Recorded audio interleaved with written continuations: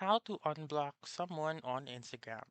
So the first step is by opening your Instagram app and then go to your profile found on the lower right corner of the screen.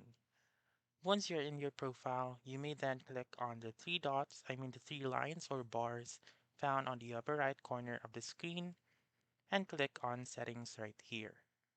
Once you're in settings, scroll down until you can see the Instagram settings section and click on privacy, which is the third option on this section.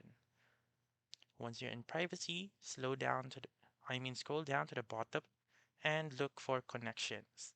Under connections, you may see blocked accounts right here. So click on it and then click on unblock found on the rightmost part of that user.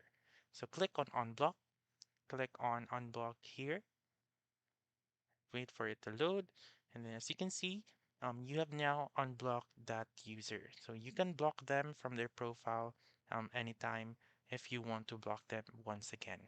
So that's it. That's how you can unblock someone on Instagram.